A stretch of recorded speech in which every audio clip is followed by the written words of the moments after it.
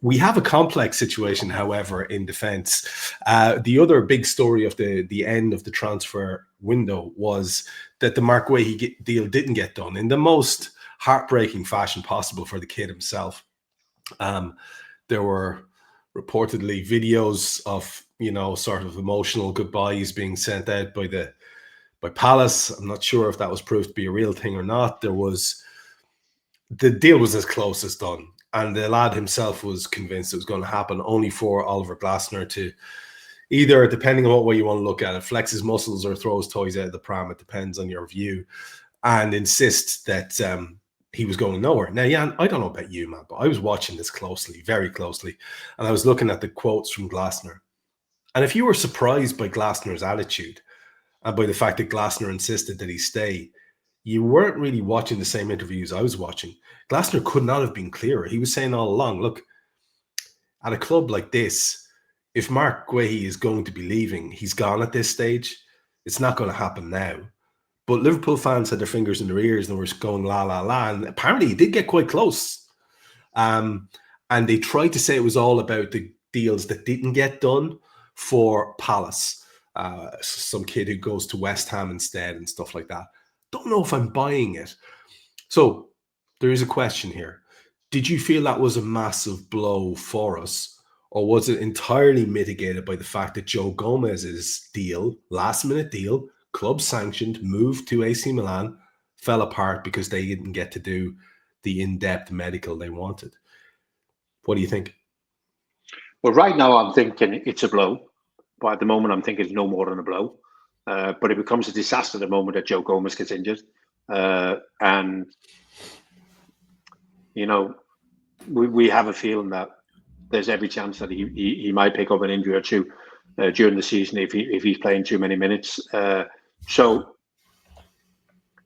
it's a blow, Trevor. But you remember us talking early on in the window about how Arne Slot might look at other options, i.e. could Robbo go and play centre half and Virgil move to the right. I think as long as Virgil is fit, I think you get away with playing a lot of people alongside him. The season when he was out injured and we tried all sorts of partnerships and we couldn't get it to work out with injured players and midfield players. And I also think maybe Gravenberch could be an option as a centre half. So I think he might. I think in the end, Arne, might have calmed the waters. Whether there might have been a lot of disappointment on behalf of Richard Hughes and whoever else was involved in the deal. I think Arne might have calmed the waters and gone, well, okay, it is what it is. We got other players that play other positions that can play this, and we also got young Leone. So we'll go with what we got. But obviously, it's a priority in the future. And when that future is January or whether that future is next summer, we'll have to see. Because we said that last year, didn't we? So we didn't sign anyone in the summer. We'll look at it again in January. Well, in January, we didn't need anyone. We thought we'll go with what we got, and so we might be in a similar position. And so at the moment, it's a blow. Also because Marc Guehi is a really good player, Trevor. I like him. And he also comes across as somebody who would fit in well at Anfield, doesn't he? He's all together. He's been at big clubs, and in Chelsea and in Italy, and he kind of understands that pressure without allowing that pressure to overwhelm you or allow you to get carried away, isn't it? Both feet firmly on the ground, isn't it? So it wasn't to be. I'm convinced about this in January next summer. He will be a Liverpool player at some stage. The received wisdom from the journos in the know, including I think Paul Joyce, who published a story there recently, is that it's a no on a January move for him. Okay. That's there. It's being spun as that's Liverpool's approach. I'm not sure if that's kind of brinkmanship in a deal because we want to make that fee as low as possible. 35 million was already very low. Palace are not going to want to drop too much lower than that.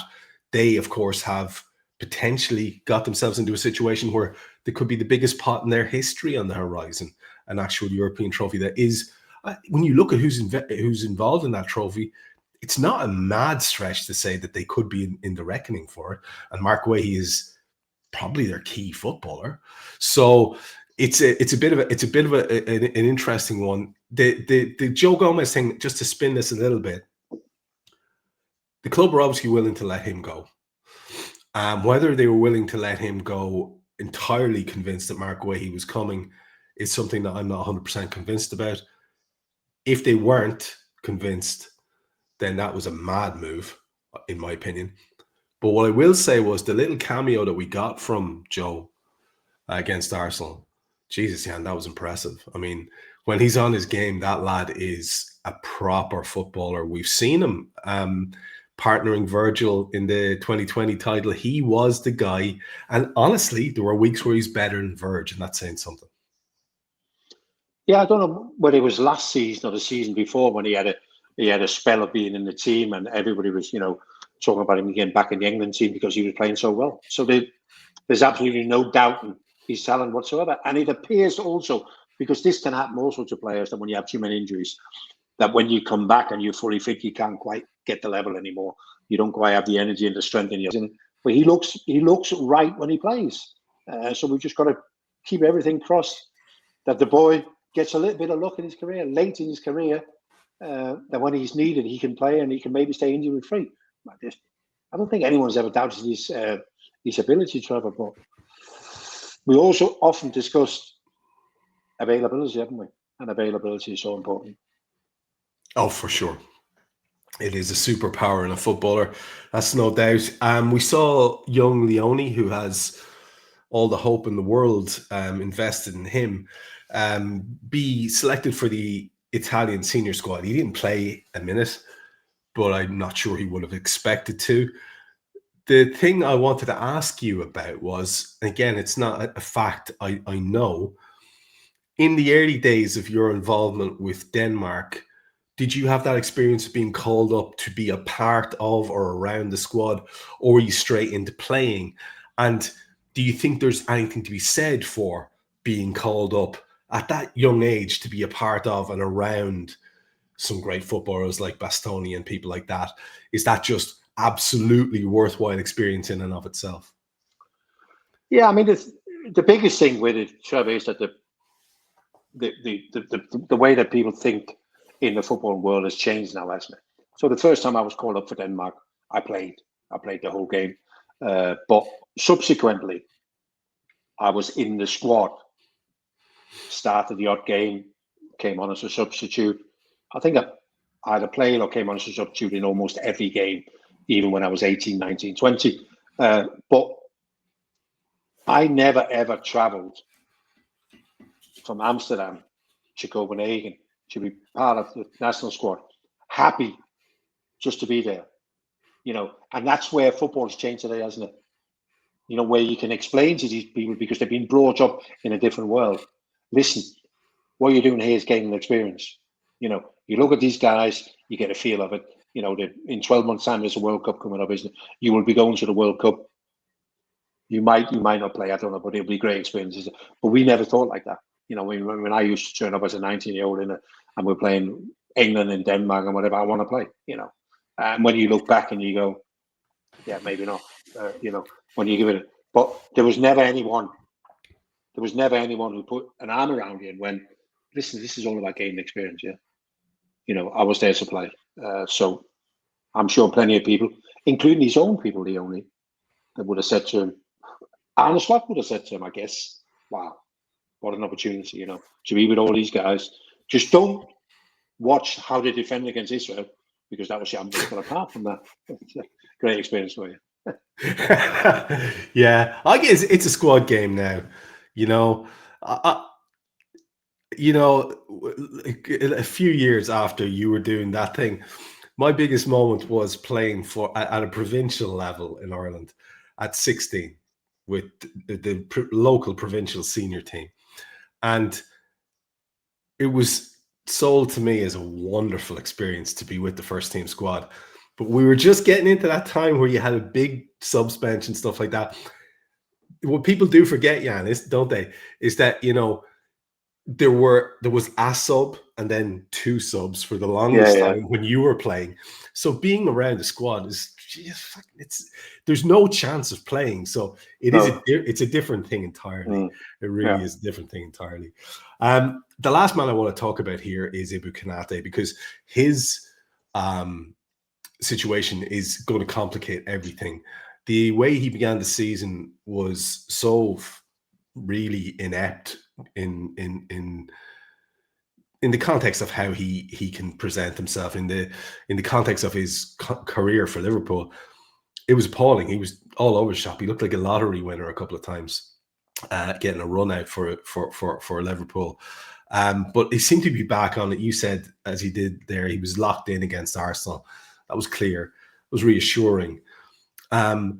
Most of the people who were really alarmists were buying into his head has been turned and the window is still open at that stage. But it seems that since the window is shut, if anything, Real Madrid's PR machine has gone into overdrive. We know what they're like. We know they're lining up a lovely free transfer for themselves next summer. People are losing their ever-loving minds, Jan, about the idea of another one of our players being robbed. I feel differently about this one than I do about Trent. First of all, he doesn't seem to be playing any games. He's kind of open about it. He's sort of semi-flirted with the concept the whole time. And he's not a native son, and there's nothing sort of deceptive going on in the background. I just feel, it's probably likely he's going to do this as a professional footballer, to try it, especially if we come off the back of a win of something this season. So I think we could be looking at a massive shake-up again. I was doing the transfer show, and I thought, I was saying to my pal Dave on the show, I think there's going to be more churn next summer. People think it's going to be quite one after a big spend. I think churn is inevitable, and it might involve quite a lot of changes in defence, because say we do fly on through January now with the proposed quietness and no recruitment there, and Guehi may or may not happen then next summer. His move may have died now. But Konaté looks likely to leave. So there's big overhauls there, especially when you consider Joey Gomez, who we've spoken about, is on a testimonial year and may think, I would like to play football before I retire. So we're looking at quite a big change here. Konaté leaving, is that ultimately a disaster for the club, or do you just can we learn our lesson that there's always new players out there for us? Well, yeah, I mean, that's the big thing, isn't it? And I think we've learned that from, going back from what I remember. Kevin Keegan left and somebody else came and filled these places. The next one to go, I guess, was Graham Souness, and then Ian Russ left and Robbie Fowler left and whatever. We've always managed to find people to come in and replace them. In terms of Ibou, I think it's pretty straightforward, isn't it? His camp has an expectation of what he should earn, and Liverpool are not prepared to match that. And Liverpool are, I wouldn't say quite prepared, but they understand already now that the most likely outcome is he walks out the door on a free, and not happy with it, but content with it, and understanding that, well, okay, that's where we're at. That's what's happening. It was a bit the same with Luis Diaz, wasn't it? Expectation of what you should or shouldn't earn, and Liverpool gone, we ain't prepared to pay that. I don't know. I mean, you'll know this more than me, Trevor, what the fans are going to be like for the rest of the season. There's now a picture being painted, isn't it? The picture's been painted that he's going to play for Real Madrid next year. And I guess the only one who can change that is him. He ain't going to be saying anything. There's going to be no further news until he either signs for Real Madrid or he re-signs a new contract for Liverpool. So for the next 10 months or whatever, we'll be guessing. But I just wonder how the mood will be from the fans generally. We saw a little bit with Trent, didn't we? But Trent's situation is totally different to Konaté's. So that'll be the interesting bit, isn't it? But yeah, at the moment, the picture's been painted that he's going to leave the club on a free next summer, which is a blow, isn't it? Because if you have him locked on a 2 or 3 year contract, you're going to get good money from him. You're not going to get good money from him from Real Madrid, because they decided that they don't want to spend money on defenders, and all the defenders they're going to try and get through the doors on more or less free transfers, isn't it? So But yeah, it is what it is sometimes, Trevor, isn't it? We just, I guess we've been unfortunate in that Real Madrid have shown interest in some of our players, and for some players, it's something that they want to try in their careers. Who can blame them? Who can't blame them? And it is literally the only other club left now, because we have started to prove ourselves to be this destination club. I'd say, to answer your question about how the fans will perceive it, I would imagine, Jan, it'll be entirely dependent on his performance. And if he's doing well, nobody's going to give a shit. Everyone will forget, like you said, like they had to swallow down the news, the non-news about Mo Salah's contract and Virgil van Dijk's contract till the very death. It'll be exactly the same until we hear news. Nobody can really say anything definitive. So we have one area left in defense. It's not like us to talk so much about defense, but we want to talk about this. I want to talk briefly about Florian Wirtz and get to the Burnley preview. But it's the right back scenario now that I want to talk to. And you've already kind of, to be fair, alluded to it a few times. But we saw Conor Bradley being spoken to in the tunnel at halftime in the Arsenal game. I think it was. And also the previous game.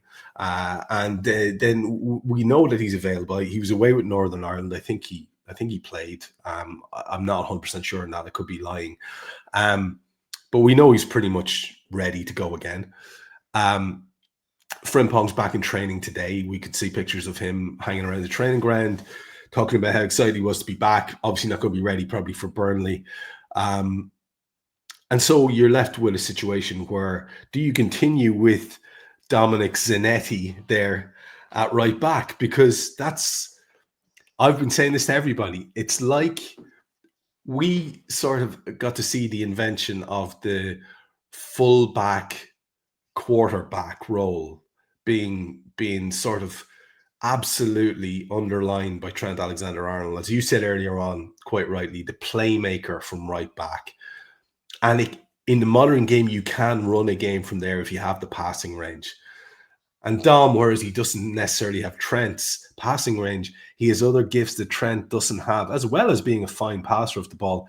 He has an engine that is kind of unparalleled in modern football. I think a lot of us, maybe we've played too much video games, love this concept, Jan. But I think the proof is actually there. And long term, the only reason I think that it mightn't be a goer, and it mightn't be something that Arne Slot would love, or Dom would actually love, is the form ultimately of our Argentinian in the middle. Because I'm a little bit worried about Mac, I'll be honest. I'm not sure what's going on there, but he didn't play very well for Argentina. I think he played one game and didn't play great. He hasn't looked himself since he got injured. And we may just actually need to get Dominic back into that midfield area where he's been so important for us. So what about this long-term project? Is it just an absolute, needs must? Or do you actually see real potential in this for him being an important and very interesting role in a team that could go on to do great things? No, I don't. I mean, when we started the show and we were talking about he potentially is the best right back at the club, isn't it? But I just think with the fact that we got two and we've invested heavily in both of them with a new contract to Bradley and the transfer fee for Frimpong. So no, I can't see that.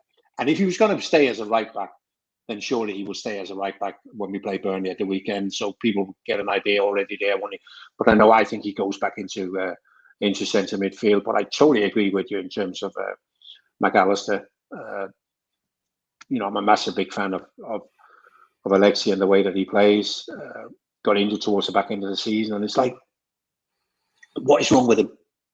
Well, not sure. He's having some issues that's given him 2 or 3 minor issues. That's what I'm hearing. Is that it's not one injury, but it's given him 2 or 3 minor issues that's kind of stopping him being himself. Hence the reason that what we've seen from him this season. And I also think that, well, we can see that, can't be honest. Also, he's seen the same, isn't he? And he's thinking, I need to get him out there to try and play his way through it, to try and get his match legs. But it's not quite happening for the kid, you know what I mean? So how that works, nice and easy excuse, I guess, for the Burnley game. Been back to South America for the games, too much travel. we stick him on the bench, and Dom goes back in the middle, and we take it from there. But McAllister is a big issue, that's for sure. We need him to be his smartest, best. You know what I mean? That's his strength, and he's a smart footballer, and that's what we need. He's the smartest midfield player we've got, and we need him back to being that general. 100%. The sooner he's back to that level, the better, because I like you, just such a massive fan of him. He's got so much to his game. And so just to wrap that up then, if Szoboszlai is a needs must because Bradley's not quite there yet and Frimpong's not ready yet, you kind of see it as this might be our last chance to have a look at him at right back against Burnley, and then it should evolve, would be your thinking. Of course, if everybody's fit there in the midfield, and maybe we're lucky to see Alexis Mack back in form, that does give him a selection headache. And the question I want to just drop here is there any scenario in which you see an 11 taking the field that doesn't include Dominik Szoboszlai? Because I'm not sure I do. And that gives people a real headache then, because they're trying to think who drops out. Is it Gravenberch? Is it McAllister? No, I think Szoboszlai plays. If the manager needs to feel he needs to play right back, he play right back. If not, he go in the middle. As I said before, I think right now, McAllister, not because of his ability as a footballer, but because of some issues that he's got with his body, is the most likely to be used sparingly if everybody else is fit. I don't think there is any issues as such, Trevor. I'm absolutely convinced. I didn't check it, but I'm absolutely convinced that I saw young Bradley's name on the team sheet when they played Germany. So I think he would have got good minutes in his legs. And also the challenge that Burnley's not a team that come at you. They'll get men behind the ball, although their most likely threat is from the left of Jadon Anthony. But no, I think Bradley will get the shout on Saturday. Yeah, look forward to seeing what will happen there.